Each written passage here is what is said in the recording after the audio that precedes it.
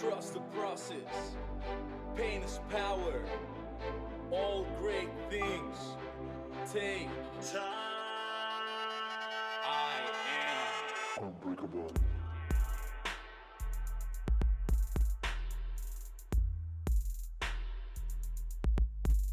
Unbreakable.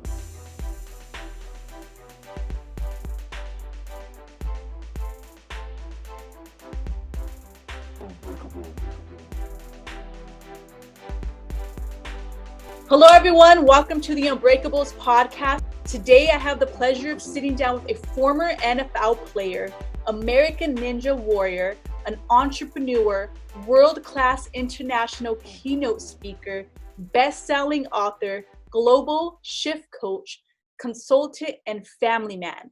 Aside from all his accomplishments, Anthony's story really struck a chord in my heart. Without any further ado, please help me welcome ANTHONYTRUCKS. Hey, I'm here. You forgot professional grilled cheese sandwich maker and quesadillas. I do a bunch of weird, dumb stuff. No, man, but first and foremost, man, like I said, I'm really, really honored to have you on the show. And what I admire most about you is your resilience and your perseverance to overcome your hardships, your failures, and all the adversities that you endured from childhood to adulthood. And as I mentioned earlier, like everything that you went through from foster care to, you know, being cheated on to just having to striving for that family and wanting it, I relate to it. So for our audience that are watching that are not really too familiar of your story, excuse me, I really want to take it back just a little bit. Yeah. And maybe start from like your lowest moment, you know, as a child, and then we'll slowly transition from there. Yeah, I got a weird story. I always never know where to start, which is like there's like two big, deep like valleys of my life. But one started as a kid, 3 years old. My mom called the foster care services and had all four of her kids, you know, put into the system. So my first entrance into life is feeling that motion that we have where it's like, man, I don't feel wanted. I don't feel like I matter. Nobody loves me. And that was my first feeling. Then I went from house to house, and the foster care system back then, you were what's called a paycheck, which means as long as you don't die, they get a paycheck for you. No cell phones, no YouTube, no videos. You can't, you know, say anything. And so I dealt with a lot of different like heinous abuse and torture and starvation and stuff from like 3 until about 6 years old. So like by 6, man, I'm like, I don't even want to live. Like, this is really horrible stuff. And then I landed in a family, which is my family now. There's some unique dynamics though. Like I grew up really poor. We didn't have much in that household. I wasn't even adopted until I was 14. So I was with them for 8 years. I was the only black person in an all white family. So I had a weird dynamic there. ADHD, like I was a crazy one, man. I'm still kind of crazy, but a lot of lack of clear, concise identity. And that's really been a thing for me. It's what I work in really is help people navigate that. But it comes because a lot of my life has been like, who in the world are you when I look in the mirror? Like, what are you supposed to do? Where do you fit? And so that was me, man. And at 14, I got adopted. My mom got diagnosed with multiple sclerosis, which is unfortunate, my adoptive mom. So like the family focused a lot of effort on her. I'm one of 6 in the adoptive family. My older brother went to the military. Like I'm only actually in the family now. I'm the only one of us 6 to graduate from high school without a GED or continuation, let alone go to college and graduate. So like there's a lot of weird dynamics. So school wasn't a big part of it. So at 14, man, I was like, well, like I'm going to tuck away and kind of, you know, chill out and not do much. And I tried football, horrible at football to begin with. And that was like that was first kind of stage if you want to kind of unpack that. But there's a few sections we'll go into. But that for me was a unique little bubble of life of like, all right, this all sucked. And I get to a new space. It's like, oh man, like now what do? You sit in this bubble trying to figure out who are you? Because now I'm in high school. There's one part. I'm in high school. I grew up in an all-white family in a non-diverse area. So it was the first time I was around people of my color. So I had to figure out like, well, I don't fit with the white kids because I'm not a white kid. And I don't fit with the black kids because I talk like this. And I'm not like, what's up, cuz? How do, blood? Like it's not how I speak. Right? I don't have the hood in me. I got the poor, but not the hood. Like there's a difference, I guess. And yeah, I had to find my space. And the only place I could find it was athletics. But I wasn't even good there. So I mean, if you're not going to stop me, I'm going to keep on going, damn. Let's roll. Yeah, I'm going to stop you a little bit. I'm going to stop. Oh, okay. I have to talk all day. No, I love it. I love it. So I know, as you mentioned, you have many defining moments in your life. many ups, many downs, right? And I feel like that's really what defines you as a person, because you're able to pull from different pain points. And not many people are able to do that. So going back just a little bit to your foster days, right? One, like as I mentioned earlier, being relatable to you, and one, you didn't go through the foster care system alone. It's one thing to endure that pain by yourself, but when you endure it with your siblings, your younger siblings, how did that affect you? Like, did you go through that and have like being placed in foster care with your siblings with you, or were you guys separated? No, so it's interesting you say it, because as soon as you were saying like alone, I was like, oh, I don't remember being with anybody. Now, the very first home we were in, the very first one, I remember the layout of the house at 3 years old, but that was the first and only house where we were together. After that, we were just nomadic. I mean, no one knew where anybody was at or what they were all doing. It really was an interesting place, because then you would see them at visitations. We had visitations, like it'd be, every single month, or, and then it'd be like every 2 months because my mom wouldn't show up. And then eventually it got to be like, multiple months. And what would happen is we'd all show up. I'm the only one that has, like, my dad and my mom, they all had the same dad with my mom. So like their dad would show up, my mom would show up. I just sit there and like be all sad and crying, because it'd just be me like the whole time by myself with nobody. So how was that? Like, by the time we were able to connect with them again, how old were you after 14? Probably about, no, I was like, it might have been around 12 to 14, that window there. One sister moved down south. She was adopted as a baby. Another sister lived in my same town, but we didn't see each other. My other brother lived in Modesto, which is probably about an hour and a half south. So although they're my family and I love them, they're my siblings, there's always this weird dynamic, like out of sight, out of mind. I hate it.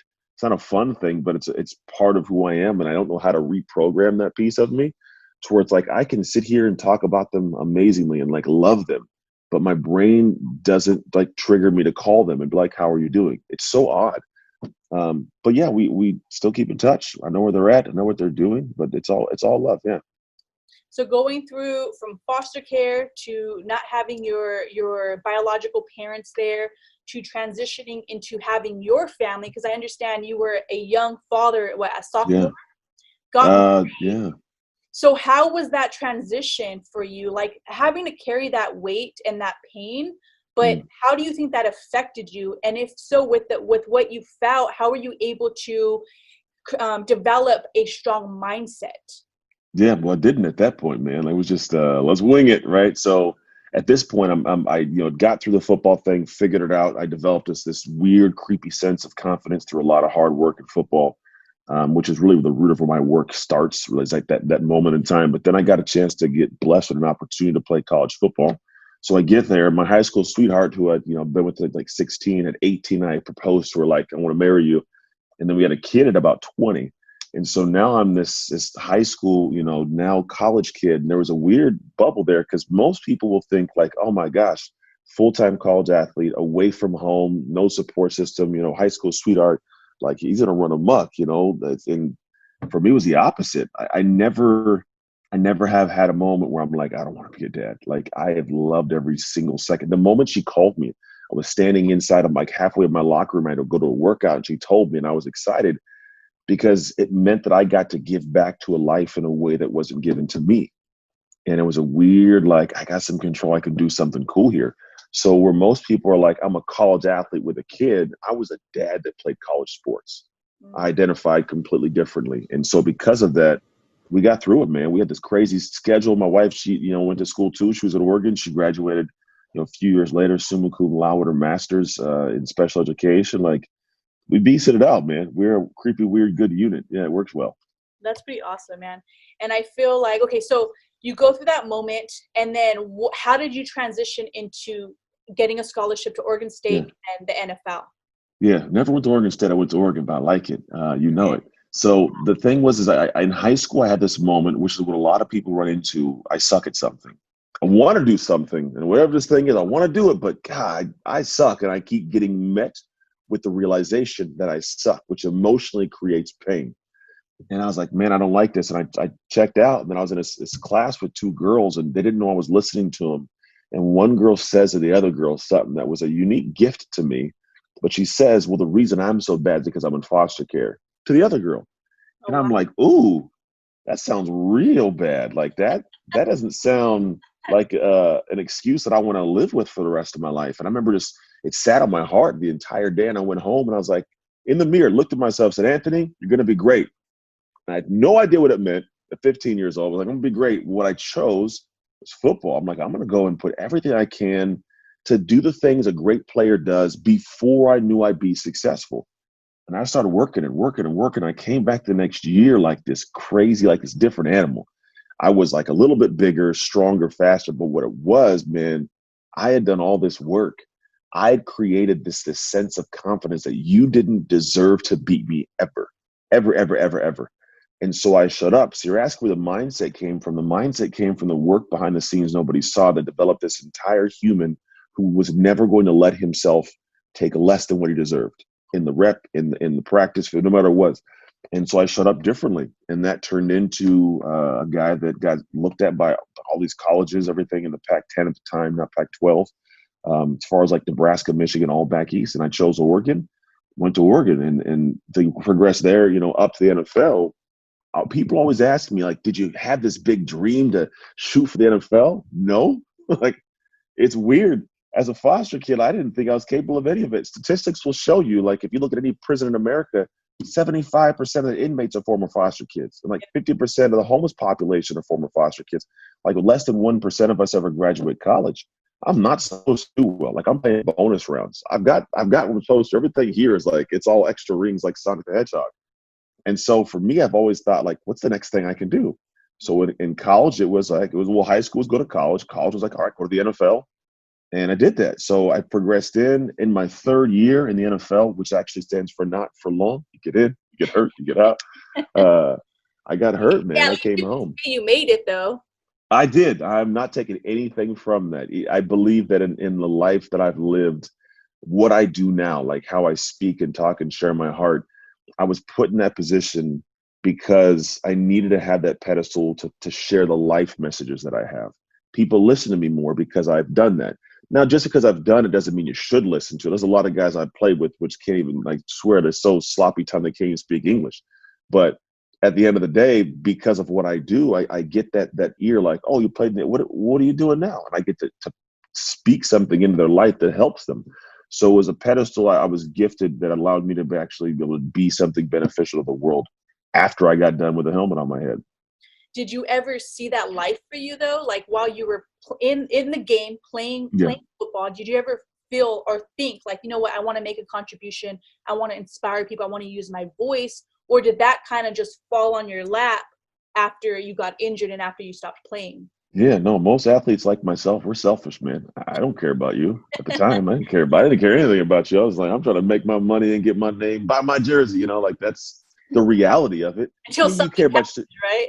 Till something happens and it's torn from you. So when I came home, like I got hurt, 2008 playing with the Pittsburgh Steelers against the Philadelphia Eagles, and a guy jumps on my back and tears my shoulder, ends my season, ends my career. My teammates go on to get a Super Bowl that year. Oh, yeah. So dynamically, I'm in its position like, I didn't expect this. Like you don't think it's going to end, and then it ends. You're like, well, who am I without this? Like I'd already been battling identity. Now I'm in this crisis. Right. And if somebody's ever lost a job, lost a relationship, left the military, sent their kid to college, left sports like me, you're trying to figure out, okay, I've given all of my life to this thing, and now I can't do that thing. Who am I? Big crisis. And so I come home, and like that was the start of the second wave of crazy. That really, I still at that moment in time, I didn't care about. I just want to make a name for myself. So like my degree's in kinesiology. And when I came home, I did this novel thing that no athlete ever does. I opened a gym. Never heard of that before. So I came home and did what everybody does, open a gym. And I try to give back in a way that wasn't done for me in sports and training. And the problem was I gave back too much. And what I mean by that is I now had this wife that we were married, have a son. We had two more kids, and I got twins. And I'm trying to find a way to make Anthony feel good about Anthony again. So I pour everything into this gym. I don't know what I'm doing. I have no idea what I mean, why would I? Like what makes me think I have this bravado, like I played in the NFL. I got my degree. Everybody's going to want to come pay me a bunch of money to train them. No, that's not how it works. That's not how it works. So those of you guys thinking that, man, chop the dream up. So I'm 9 months in, And I've spent like every day from 6 a.m. to 10 p.m. at the gym. My wife's pissed because she's got twin babies to deal with without me. I'm not making any money. About 9 months in, I'm looking at bankruptcy. I get served with eviction letters from the landlord because I can't pay rent. I'm out of shape because I was just stressing all day. And I still was reeling from like, who am I without this football thing? Torn down. And so fast forward like about maybe another 3-4 months, and I'm in Hawaii with my wife, and I'm sitting there, and she's on a phone, and she's like distant, not talking to me. And I already kind of had some weird, suspicions about stuff. And I check her phone, and she's texting some other man. Come and find out, like she's having an affair. And boy, do the cards come tumbling down. Like, and this was your high school sweetheart? High school sweetheart. I mean, here's the thing. In the yearbook, I can show you the picture of us from Cutest Couple. I can show you the Homecoming King trophy I got when I was Homecoming King, where she was there. Like, I got a bunch of weird, like America stories. And yeah, it all comes tumbling down. Like, my best friend. And for me, because of the connection I have to females in my life, because of my mom, like that weird, I don't know, it's a weird connection. Like those relationships, they mean so much. They're my core. And so now I've lost my wife. My business has fallen apart. I'm not in good shape. I'm not really in a sense of like feeling confident about me as football. And like I felt like because my marriage fell apart, I was subjecting my kids to the absent family that I did. And like, it broke me. And I remember I came home from that trip and it was a fog for like 3-4 more months. And what I mean by fog is like, if you ever had some craziness happen, you don't want to accept it. It's like, I'll just go through life and maybe that's not really going on, but it's in your face.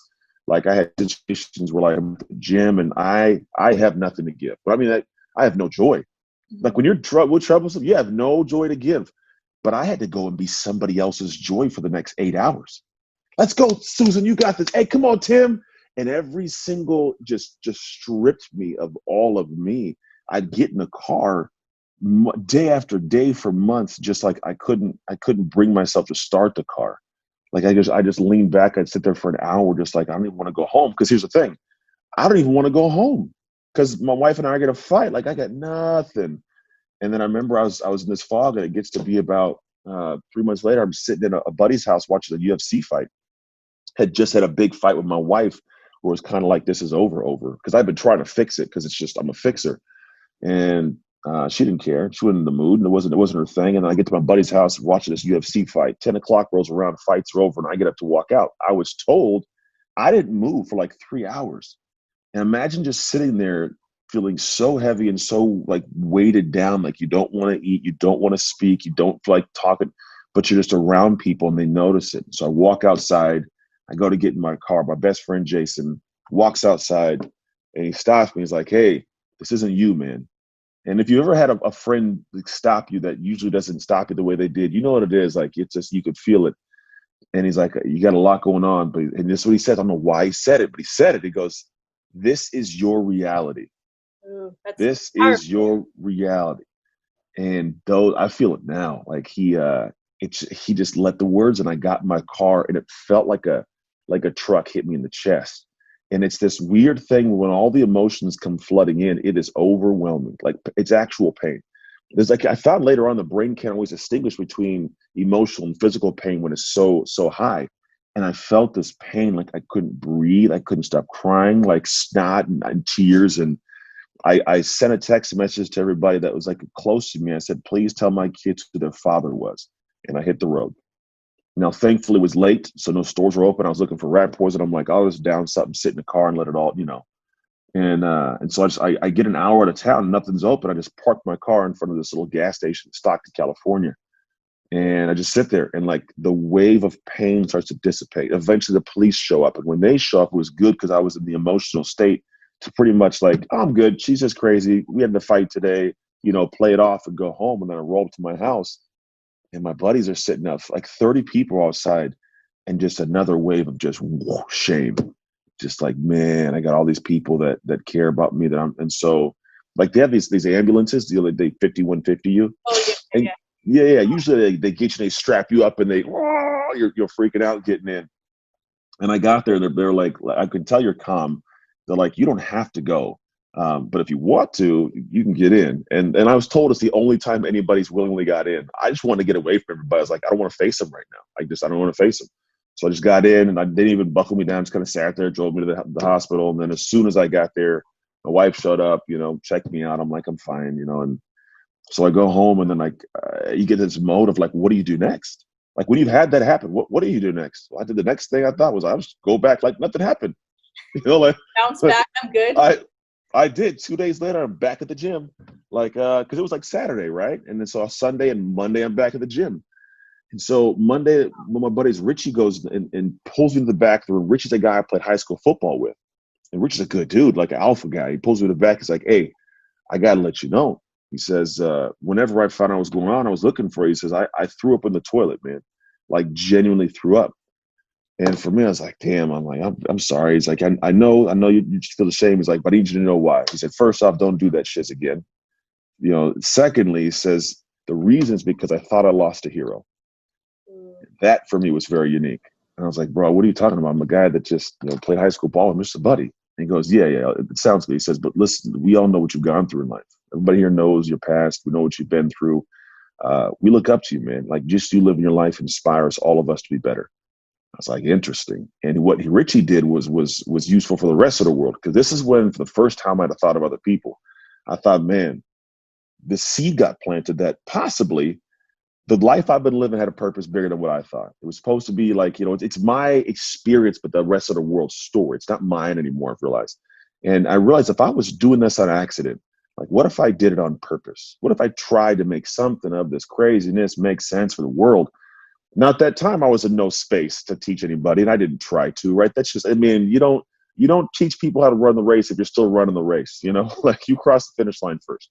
And so I went into this whole role trying to figure my life out, and I kept messing things up. Another 2-3 years. So I get a divorce, custody business, weird things. Police are involved with weird house altercations, like real life stuff. It was bad. It's bad. And it gets bad. That's what happens in the world. And I'm not going to sugarcoat any of it. I don't cover any of that. My wife didn't like when I tell a story, but now she gets why I do, because it's one people need to realize real human beings have. Granted, this is all after the NFL. You know what I'm saying? Like, this is after this pinnacle guy you saw on TV who looks amazing. This is real life.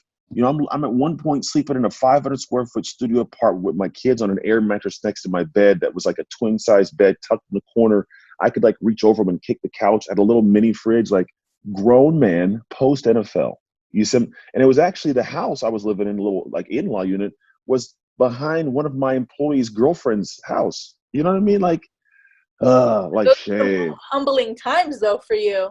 You telling me, and I'm trying to figure this thing out, and I did the Playboy thing, and I'm a man of faith. This was the farthest I got from my faith, because I'd been always with somebody since 6 years old. So now you're alone. I want that companionship. So I'm sleeping around. It's just, man, it's not fulfilling. I'm just trying to pretty much disappear, distract myself, make the feelings go away. And so I just started doing that. And I did it for a few years, man. I got a girlfriend at one point. She moved in, and that went weird and went out. And I got to this level, and I don't think we need to go crazy deep into that. I wasn't the best human. Never disrespected anybody at any point in time. I love human beings. Never had that. But it was always like this thing where I never let anybody get too close. Women did, but I never let them get too close. And I didn't know why, and it was weird. So I get to this moment where it's like, it was April 15th, 2014, really the exact date. And I'm sitting in this hospital room. I got my mom in the room, my dad, my grandma, and me. And what sucked was my mom's in a hospital bed. I'm on her right-hand side. My dad and my grandma on her left-hand side. And my mom, we sit there and watch her literally take her last breath on this earth. Inhale, gone. And it's really a weird thing to see that. Even to this day, still, when I take my brain back, that's life in an instant, just taken.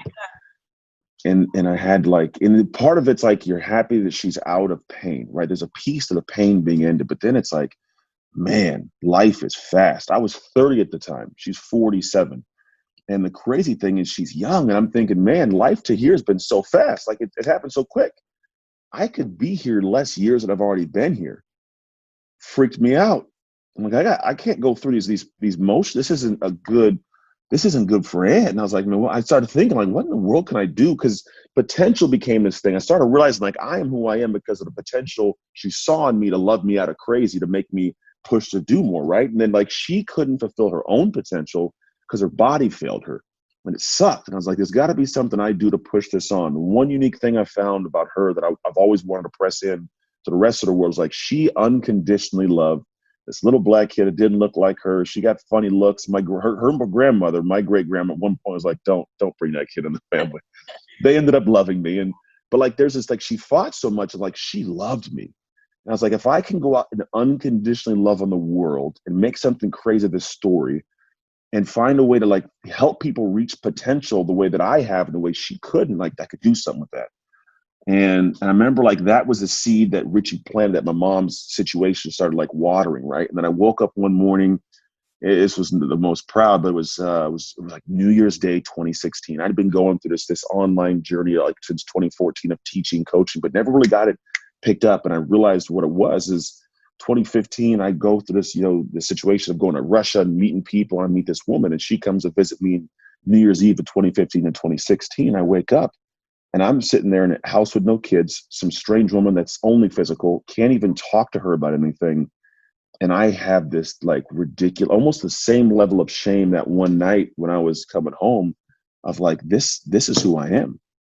Like, this is, if my mom saw me right now, she'd be mortified. If my kids saw me, they'd be disgusted. And I'm disgusted of me right now. And I pulled back, man. I was like, this is, something's got to change. And I cut all women off. I talked to nobody. I did some unique things in just terms of like getting present with Ant. Like, I had to sit back and ask Anthony some questions, because here's the realization. What you don't know is like in 2013, I was so broke I had to borrow $5,000 from my ex-wife. I had like $23 in my bank on Christmas Eve. Like, I'd gone through the craziness, man. And I was like, this cannot be the path I live into. So I'm like, I got to figure this out. And I stared at the wall and I was like, what's going on, man? Why is this your life? And what I realized was, in terms of relationship, parenting, the business, all this stuff was always up and down. I was a common denominator. This dude, What this made you guy, realize that? because everything was broken. And I was the only person that was in charge of all the little pieces that were broken. Like it was simple logic. And it finally hit me. I was like, you know what? All right. So if I want to work on these things, I got to work on the one common denominator, and that's Ant. And so I started doing the work that nobody likes to do.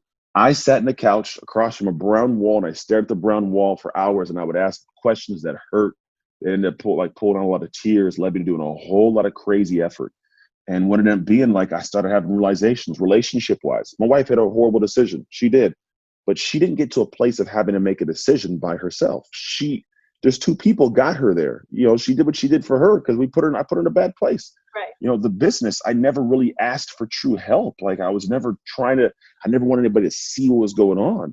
Kid-wise, I was spending more time training other people's kids than my own. Like, I wasn't there. I was like, dude, this has to change. And so I went in, man. I started chopping up my life, cutting people out, adding people to it, taking the weird actions.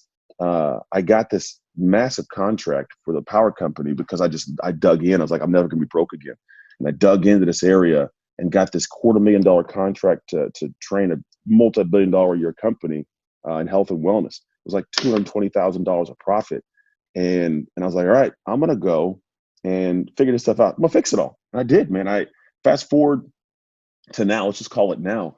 I went through a lot of stuff. I figured out how to make the business run, became a 7-figure earner in my business, right? I got to the point of being a very present father. I closed the gym and entered into a space of coaching on the human being, the identity of who we are as a people. Because if anything, my identity was the one thing I've navigated incredibly well for some odd reason to get through this stuff, where some people get stuck in something for their entire life. I've got through so many of these things that I've made it to the back end. I'm still churning along.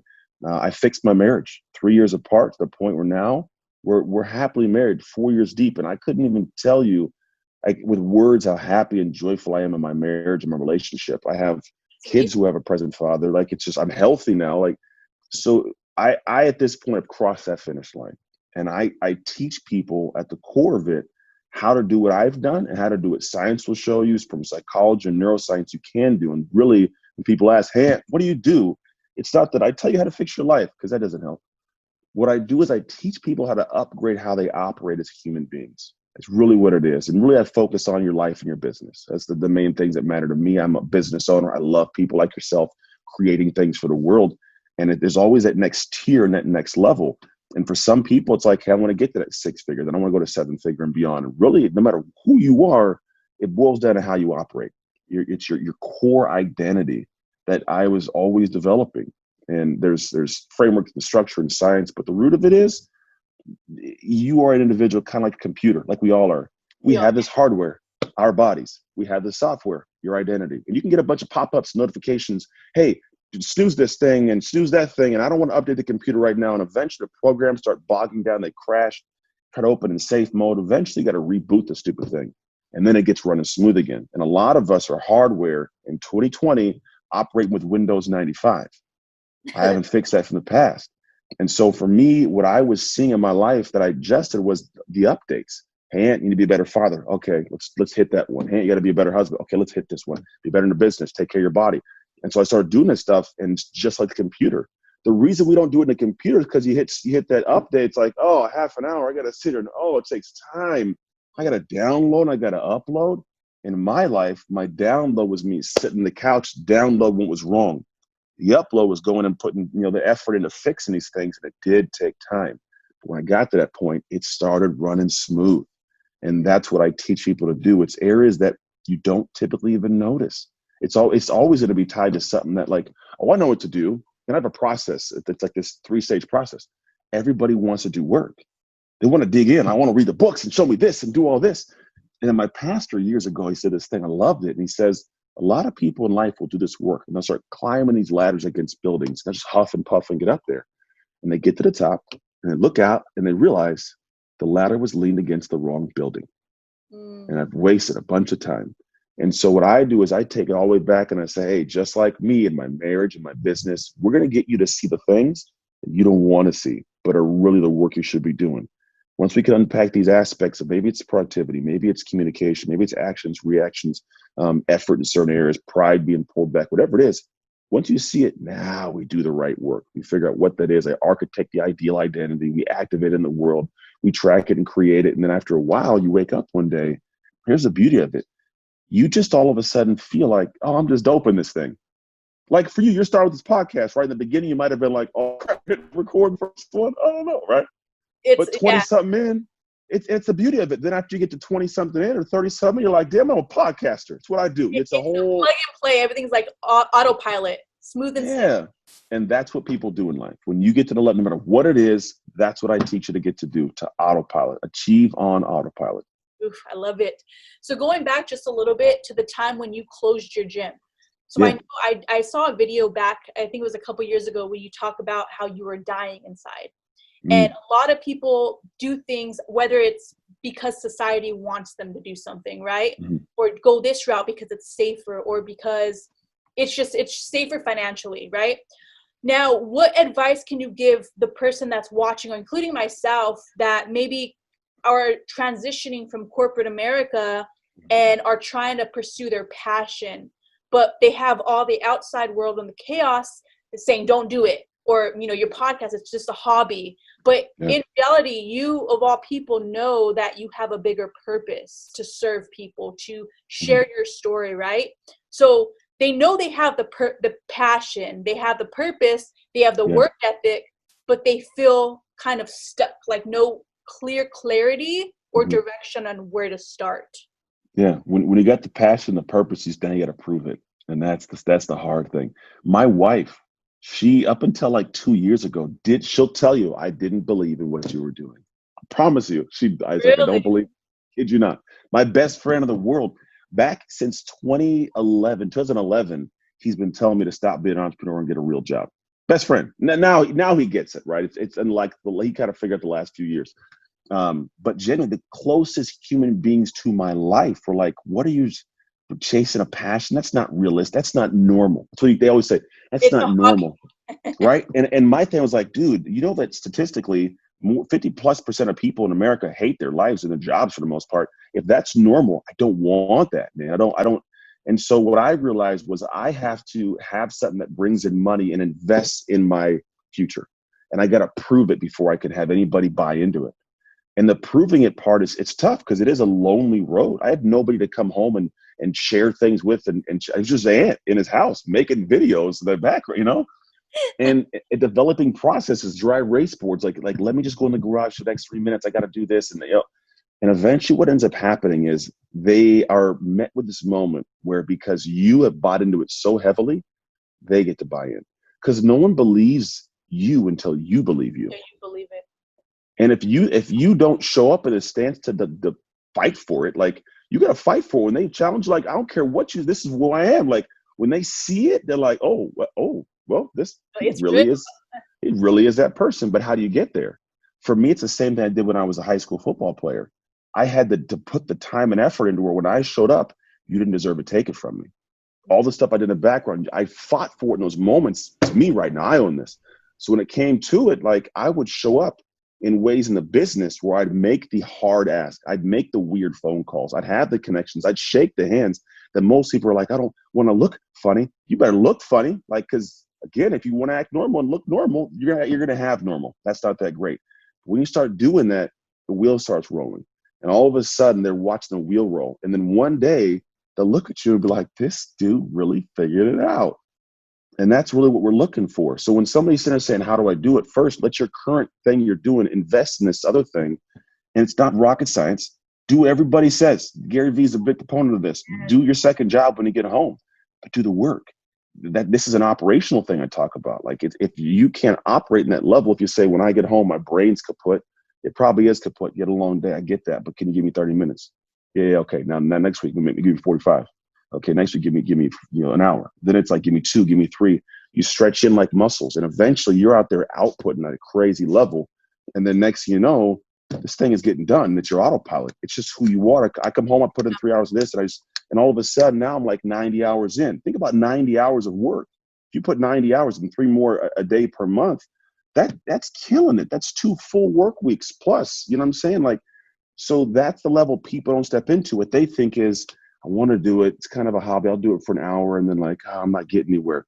You can't get married to the outcome, because you'll never reach it. You'll always be comparing to how far you are. Be married to the process.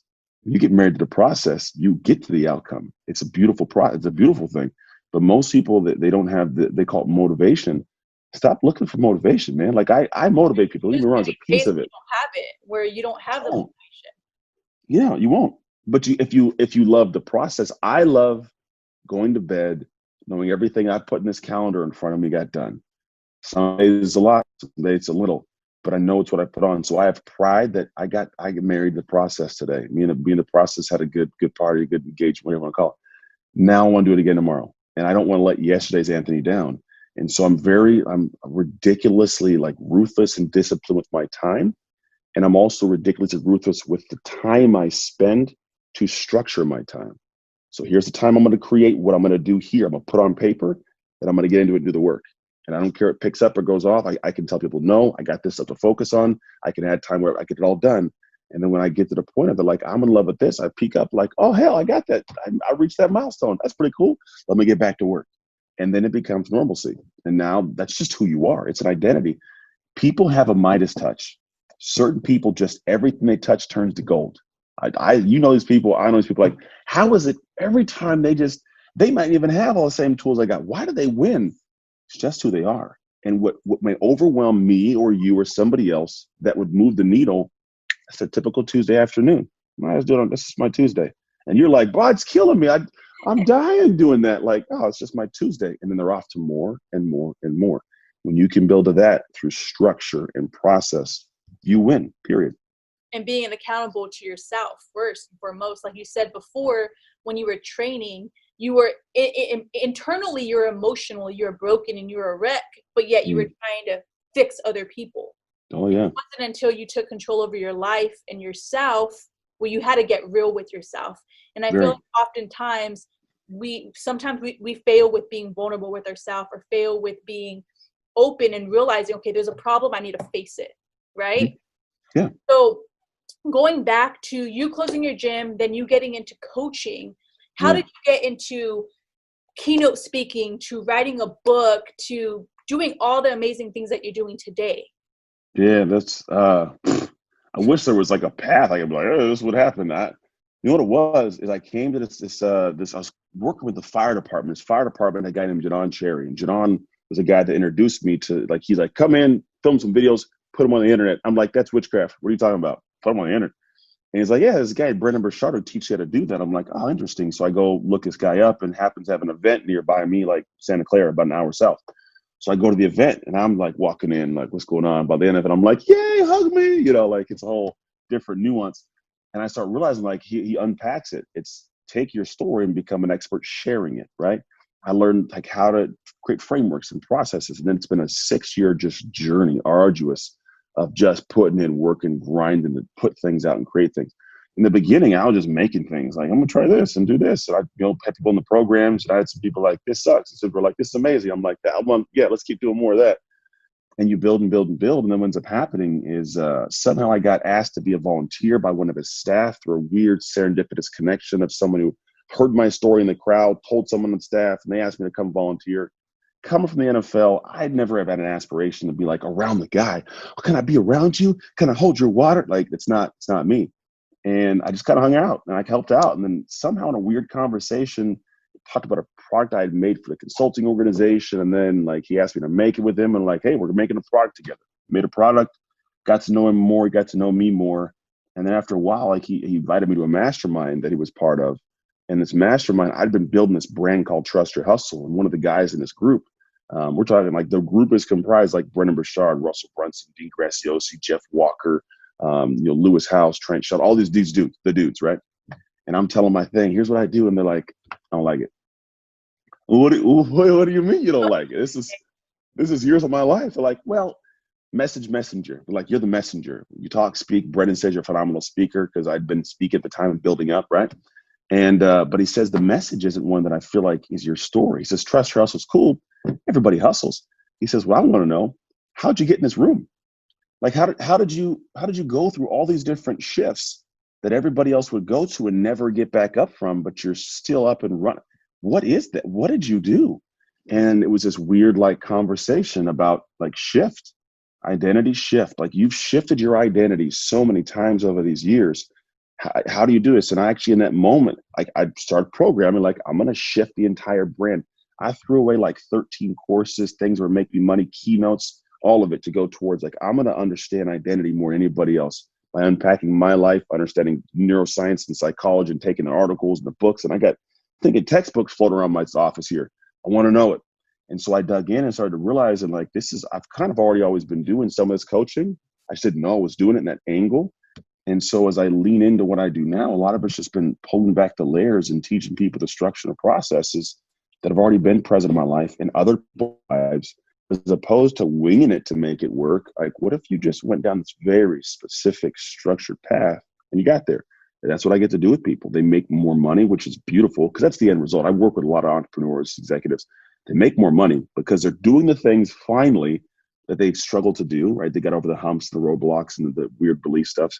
They end up saving money because now they don't have to buy stuff. They know how to make it. They can, if you think about stuff that's created, someone was of the identity to blaze a trail, figure it out, come back and say, hey, pay me to teach you how to do it. So what if you just were that person, right?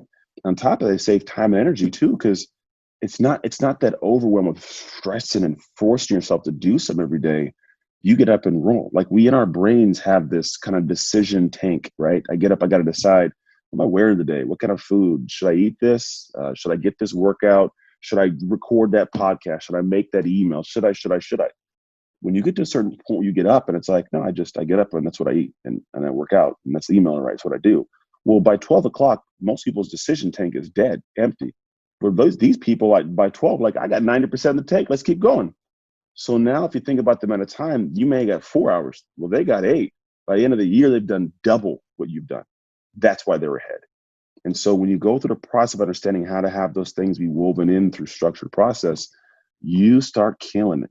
And it's beautiful to watch my clients do. I still do it in my own life. I go after a bunch of weird stuff like that Ninja Warrior TV show and odd. How was I just do stuff.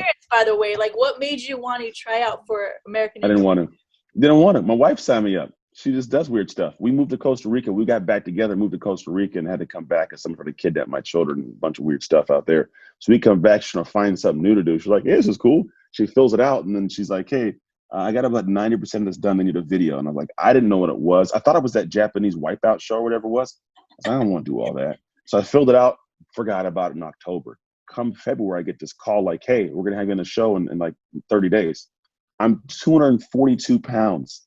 And most of the guys in the show, about $180 at the most. Like, here's the big guy, $180. Most guys like between 160, 170. I'm 240 pounds.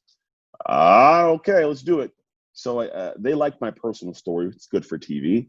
And I started cutting weight. I got down about 25, show up out there. They, have a little story thing. They're like, all right, go hit a buzzer. I'm like, I'm going to. Like, sure you are. And I didn't realize, but I go through, hit the buzzer, kill it. I get down. They're like, you weren't supposed to do that. Like, what do you mean? Like, no former NFL athlete has ever hit a buzzer before, let alone get past 2 obstacles. And your first try through, you hit the buzzer. I saw so like I've always, it was pretty epic. Yeah, right. It's dope. I feel good, but that's kind of my life, man. So I teach what I do. That's the best thing about me is I don't have to stretch or reach. If anything, I have to simplify and structure and execute. So for anyone that's watching, including myself, for those that have experienced pain or maybe different hardships in their life, and as you said, like the moment when you got cheated on, you lost your identity. You felt like you lost everything, right? So how can one find their identity, especially through all the chaos and all the pain? Simple statement. So there's 2. So one is a statement that I live by. It's called what you create creates you, right? What I develop, what I create, we've already talked about this a couple of times, but when I start doing the work, I start creating this person. So when I created a stronger body in sports, I had more confidence, right? Started taking action in business. I'm more of the business guy. I'll teach you the business strategies, right? So there's what I create, it allows me to be like confident, this is who I am. And then a very basic one, because you're talking about the bottoms and nobody wants to be in the bottom. And what it ends up being is a statement that action ends suffering. We, in the bottomest bottoms, the last thing we want to do is do anything. I want to sit here. I don't want to take any action. But you absolutely have to take an action to get out of the hole, or you'll stay stuck in the hole. The action ends up suffering. And so when you're in those places, you just have to take an action. Now, there's a lot of actions you can take. Typically, we know which one it is. We just don't feel like doing it. But if you can do it against the feeling of doing it, all of a sudden magic happens. It may be harder than most people's journey. It may be a process, but the longer you stay there, the longer you stay there. And so the most important thing is like, find out what that one thing is. I don't need 50 things. What's the one action you need to take, and then do that action? And when you get past that one, what's the next one? Take it step by step and climb out slowly. Love that. So for everything that you've gone through, like, I'm really surprised that you never had, or I'll ask you if you've had that victim mentality. And if so, when you did, or when you were in those dark places, when you would tell yourself, I'm not good enough, I can't do this. Or when you went through the NFL, when you opened up your business, when you went through different things and you started to find what you were good at, right? Find your groove. Did you have mentors at the time? Did you have anyone that you looked up to, anyone that you were able to model? I'm the guy that has mentors at a distance. I've definitely had the victim mentality when I was like a kid, back in like youth ages, but then also before I started having my, wake up calls, the victim of my wife, victim of society, victim of, the economy, all that kind of stuff. And so I really had that. And what it ended up being was the mentors were the people in books, the people who had been doing the things that I was trying to figure out. And so I started looking at it, because we all know right or wrong. We do. We know what's right. We know what's wrong. The problem is what's right is usually very hard. What's wrong is pretty easy to get done and just do. And so I started digging back into the right work. And the more right work you do, the more pride you have. It's the creates you. I would do the work, and I'd think, okay, I did that yesterday. I'm not going to let yesterday's Anthony down. So today's Anthony's do the work, and the same thing. And I just start building and building and building. And little by little, I built this cathedral of just who Anthony is. And I'm still building, right? I still have my bad days and my good days. And it's just a matter of stacking those bricks. But the reality is, like, if you just show up and just have that basic process, like you win. And it's crazy because people hear this all the time, but people don't want to listen. I don't get it. It's really weird, mind-boggling. Like, what do I do? Dude, just everything you've heard a million times. Just go do that and you'll be fine. I'll give you a process to make it faster, but it's not going to change. There's not going to be this amount of money you can save up and put into somebody's hand and say, all right, fix my life. Like, you got to do the work, man. Absolutely. Absolutely. Okay. So I need to ask you, Yeah. if going back when you were 28 years old and you were driving and thinking of that moment when you wanted to take your life, knowing everything that you know now, what advice would you give your 28-year-old self? Go talk to somebody. I mean, you got to realize that guy was very egotistical. No one could know what was going on. Nobody could see me sweat. I mean, you know, I'm a former NFL linebacker. I'm a black guy in America. Like, feelings aren't something we're taught to express, especially in football. It was the most alpha position on the field. You know what I mean? Like, I'm the guy running around like, crazy. That's not the guy that talks about his feelings. And so because of that, I felt very alone, very tucked away. And I figured I'm just going to take it away and no one has to know, and I'll save my pride. So if you're in those places, man, talk to people. Whenever we're low on joy, I think joy is kind of like this gas tank. You just got to go and borrow the joy from somebody else, fill your tank up. And then once you can produce it on your own, you can pass on to somebody else. But if you think about when you have those dark moments, some of the best things to do is like, I'm going to go out with my friends. You know, I'm going to go out with my people that love me and care, borrow their joy. And that's how I think I would recommend to myself to take the action of talking, let people into the problem. I appreciate it. I appreciate it. So I need to ask you, what's next? What's next? What's to come? This, man, I get to live life. I am in a season of dad, which means I have a 15-year-old son. I have 10-year-old twins. And I'm in season of dad. Right now, they're texting me about whether they should bring my chili dogs out here or not. I'm like, oh, leave my chili dogs alone. But, you eat them during our podcast. It's okay. Because a lot of people ask me, hey, why don't you push out bigger? Like, how come I don't know who you are? You know, and it's like, I don't spend a bunch of time and energy and money trying to get on stages. I am very good on a stage. It's not me saying it from a stance of like, I'm amazing, but it's like, I know what I'm good at and I own it. I've seen you speak, and I feel like you're extremely passionate and you speak with conviction. And Thank you. Actually, I want to ask you something about that. So yeah. I feel like for me, I started the podcast out of fear, right? It was something that I felt like I was kind of pulled and called to do. I'm extremely passionate about helping people. I love talking. I love I want to share more of my story. Yeah. And I feel that starting the podcast is a platform, obviously build an audience and just bring inspiring stories. So my biggest fear is public speaking, but I feel like I'm being pulled to it. So how did you get there? Like, how did you get to that level of just speaking? And I mean, obviously you've done so many things in your life, but how did you get there? That was, it's a weird journey. Same as you. I was ashamed of my story for a long time. Like, I don't want anybody to know I was a foster kid for a long time. Then I realized that it has nothing to do with me. Like, I was very worried about how people were going to see me, judge me, think of me. When the crazy part, I started this by telling you, like, for me, it's my experience, but it's not my story. And my story, it benefits other people far more than it does me at this point in my life, right? It's something where, like, I'm creating my experience every day, but I'm not creating stories. I'm telling stories, right? And so the first thing is, when I got out, I was telling you I would never go to the depth of it. I would keep it to myself. I don't want to have the emotions be shared. But when I was on stage with somebody, and you probably heard, I'd say it everywhere I go, if I'm going to be up here taking moments of time from your life, I got to give you something back. This is not just minutes. This is your life. And so I've always, like, as soon as I never get nervous until I'm like, they're saying my name. I'm just hanging out in the back of them. It's like, and I'm like, oh. And what I know is, like, I'm nervous getting up, but the second I hit the stage, everything disappears because it's not about Anthony anymore.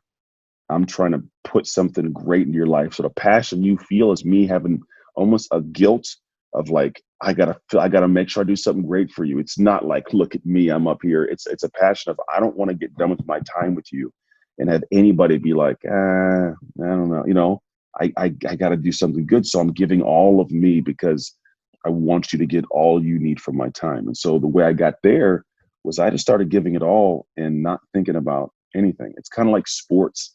We're usually, like, you as a coach and a player, right? And the coach is always harping, players always playing. A player on the field, if there's always somebody yelling at them, they can't react. They're in their head and they can't perform. Most people are on the field with the coach on the field with them. They're always up there second guessing every step and every motion. They never get to play free. The best athletes are the ones that get to play loose and they play free. And then all of a sudden they just, and the coach on the sideline, like, great job, right? So what you have to do is like coach on the sideline, tell yourself things, then send yourself out into the game. This is me on a stage. This is me coaching people. This is me, you know, out in society doing stuff. And he's out in the field and he's just doing stuff. And I'm not going to ruin my life, right? And then what happens, I come back and then I like, hey, you should have done this in the speech, should have said this in the coaching call. Your sales call should have went like this. And then I put him back in the field. So I'm never go over the place. And once you start putting them out, you start realizing like, oh, he's figuring it out. He understands. And then more and more of the player just balls. And then when you see on stage, Brennan years ago, so the conversation came about like, hey, should I get a speaking coach? And then what the statement was definitely not. Never get a speaking coach. He says, because they will break you. Whatever you have, whoever you are, that works. Your process works. Just do that. And so for me, the way what do that is, I let the dude out of the cage on the stage. That's all I do. And you just have me rolling. I kid you not, like 90% of what goes on. Coach at all?